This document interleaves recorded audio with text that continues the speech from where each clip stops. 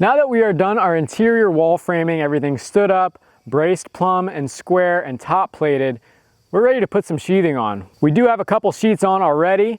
Some we put down on the ground just as an experiment. We should have waited, should have put them all on while the walls were standing. But life lesson learned, luckily it didn't screw anything up big time. But I put a couple more sheets on to get myself back in the rhythm of putting this stuff on. It's actually not even too bad to put on yourself. I've got a couple techniques I'll talk you through, but we got to get motoring on this because in 7 days, the Amish guys are showing up to help finish the whole rest of the framing, the second floor platform, the walls, and the roof system, which is definitely going to be a piece of work. I'm no expert framer or anything, but read the manufacturer instructions, watched a couple YouTube videos, so it makes me an expert, right? I'm gonna hang one full sheet start to finish and try to walk you through every step of the process. We'll start with the prep work. I just finished nailing off this previous sheet here so I don't forget anything in that. When I finished that one, I made sure that this stud was right around 3/4 inches from the outside edge. So that's pretty key, making sure that that's around 3/4 inches. If your 16 on center layout's good, it should fall right there.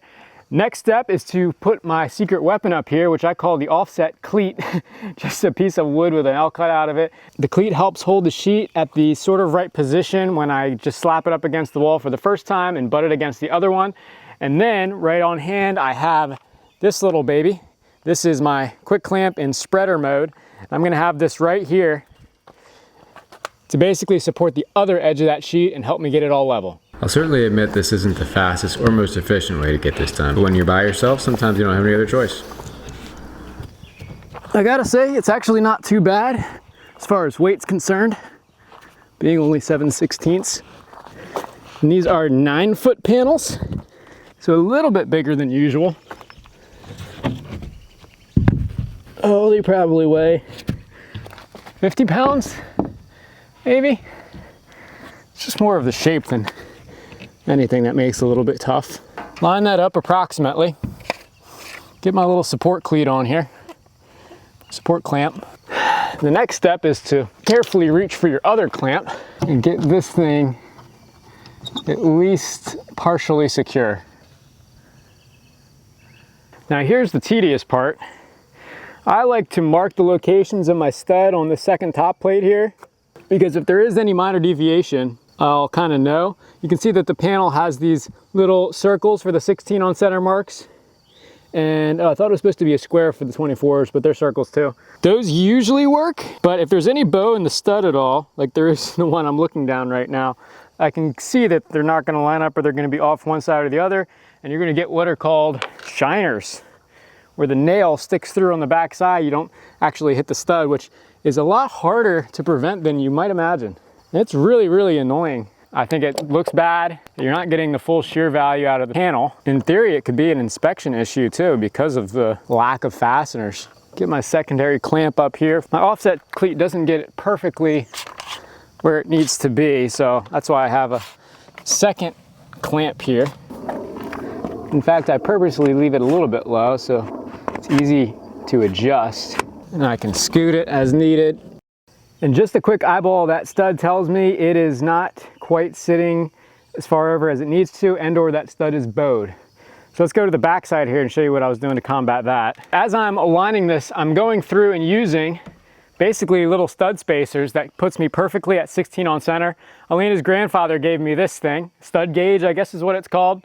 Holds the stud perfectly 16 on center, and then to supplement the other two that I don't have, I cut 14.5-inch blocks, which is the theoretical width between your 16 on center studs. So I just wedge one of those things in there, and in theory it should hold the studs kind of straight. So I can see this one is really far off. This doesn't even come close to fitting in here. That's a good 1/2 inch off or so. This one goes in nice and easy. So something's weird. That goes in easy. What is going on here? And in theory, if the layout is right at the top and bottom, it should be right in the middle too. Yeah, this thing is twisted. Good gravy. In the case of this stud, I can tell that it is really twisted up in there. That's a bad one. I'm gonna try to pull it in as best I can, but I'm gonna have to compensate for that when I shoot my nail in. Luckily, it is mid-panel, so it's not affecting the edge nailing. A nice feature about the Zip OSB panels is that it has this little groove milled into the edge, and basically it's a self-gapping tool. On the 8-foot edges with two panels up against each other, it prevents swelling and bulging at the seams if ever moisture was ever to get into the edge of the panel and swell it up. The 4-foot edges, however, do need to be gapped. I think it's 1/8 of an inch. After I've sort of aligned everything, I'll check with my level that this thing is dead, plumb, and level up top. Everything's all aligned nicely at the bottoms. It looks good on the top plate. Now we're ready to nail. So I'm using my DeWalt cordless nailer for this. 2 3/8 inch, 0.113 diameter galvanized framing nails. I'm using galvanized in everything, even though technically you only need them in the sill plate, and they're also ring shank, so I think they hold a little bit better than the smooths. And the nail spacing on this is somewhat critical. Around the edges, you have to go essentially half the spacing that you do in the field or on the middle studs. So minimum is 6 inches spacing on the edges, 12 inches in the centers. Because I'm a little bit anal, and if I miss any nails, I still want to be code compliant, I'm going to try to do 4/8. I realize 3/6 is probably the real weight. If you're going to really miss every other one, you'd still be compliant, but I'm trying to go a little bit tighter than the 6/12 pattern. It does add a little bit more strength technically, but it's mostly for me because I'm trying not to miss any nails. I'm going to start at the edges and just put a couple in. Here at the edges, the spec is 3/8 inch away from the edge of the panel is where the nail should be placed, and I'm angling it just slightly towards the stud to make sure that we have a better chance of actually hitting it. I would say the bottom and top plates are the easiest because you got a big area to hit on that and you know where it is. And I'm a little bit psychotic and always going back and checking that I haven't started obviously missing shiners.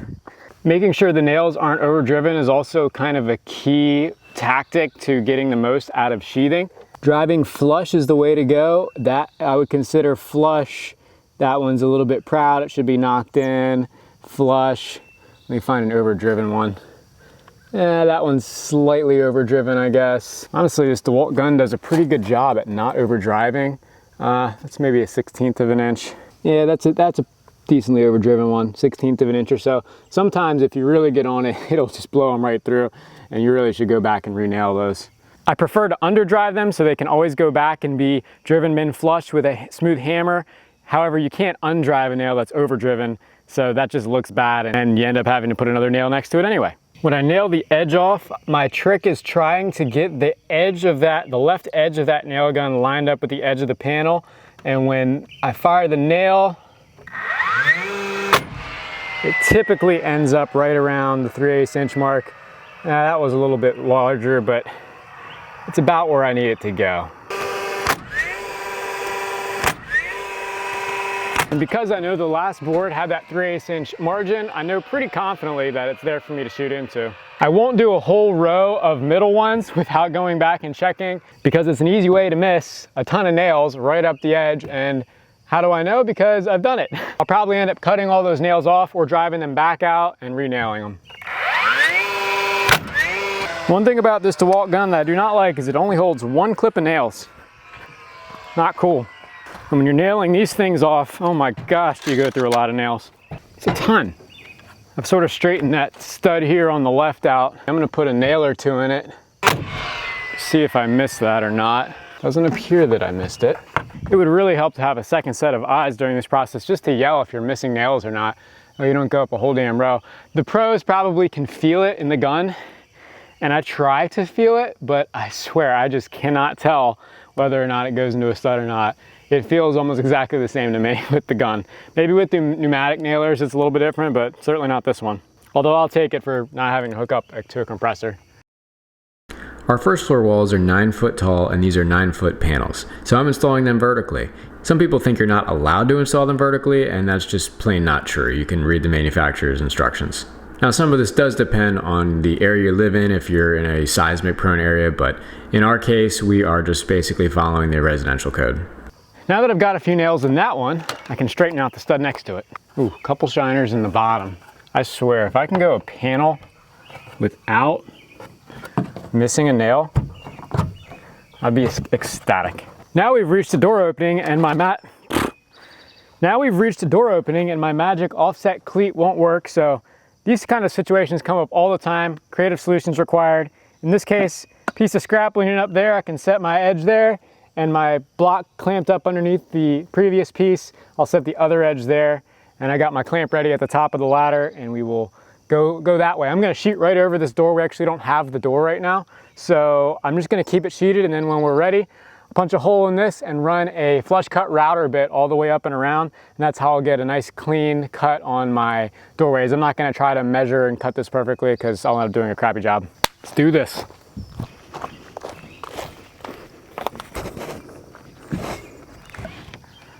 Oh yeah, I guess I can kind of sit it on the door sill there. What's tricky though is not letting it fall away from the wall while I climb that ladder. I love clamps. Do you really love the lamp, or are you just saying it because you saw it? I love lamp. I love lamp.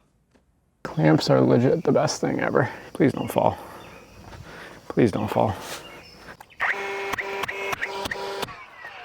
Don't know where the sill plate runs out on this, so I'm gonna make a mark. They don't just randomly shoot some nails into the abyss. So we all know that's happened before, once or twice. Throw a nail in up here to keep her from sagging.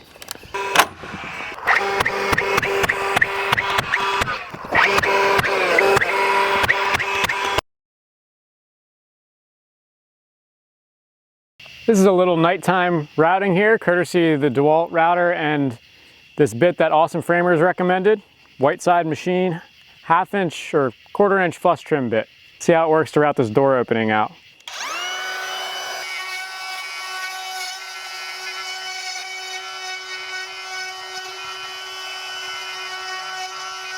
Well, it works quite nicely until your board has a giant chunk out of it and it follows that chunk. Didn't realize that one. Nothing a little flashing tape can't hide. Life lesson learned. And now we nail her off. Nailed it.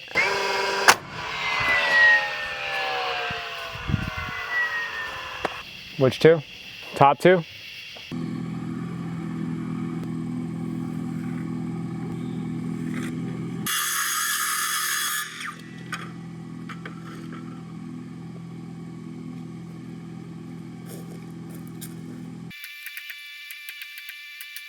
Safe to say it is just a little bit warm out here. This shirt is almost completely soaked through, but can't take it off because I'm gonna get totally roasted by the sun. Perks of being bleach white. At the corners, don't forget to leave one sheet running a 1/2 inch long or so to cover the edge of the abutting sheet. Well, it went from being extremely hot to the sun going down so I could finally take my shirt off and get that disgusting thing off me, to completely ominous thunderstorm right now, and it looks and sounds pretty scary out here. But it's not raining. But it's definitely thundering pretty hard.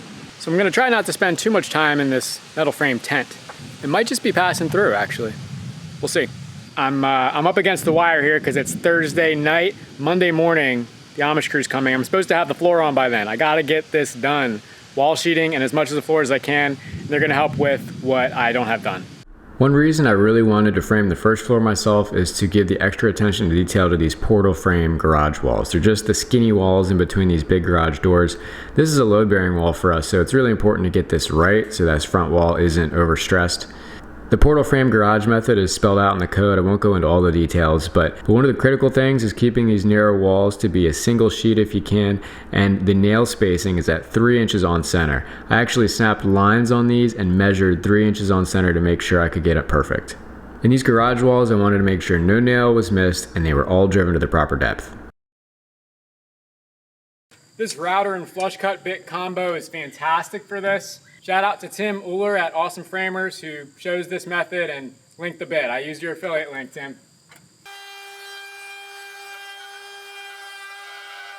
Tim mounted his to a floor scraper though, so you don't get completely covered in sawdust. That is the downside of this method. But look at what a nice clean edge that leaves all the way up. I mean, I could not do better than that with a circular saw, that's for sure. This is so much quicker too.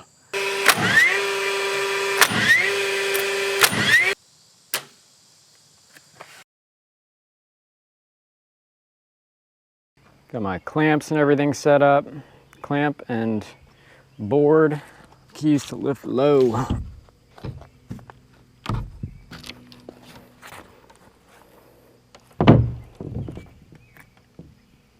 No doubt about it, Framing is definitely hard work, and it's a young man's game. I can't imagine doing this like all day, every day, your whole life. Get completely burnt out. At least I would anyway. I didn't get much footage of it, but over the seams in the zip system, you use a pressure-sensitive acrylic tape.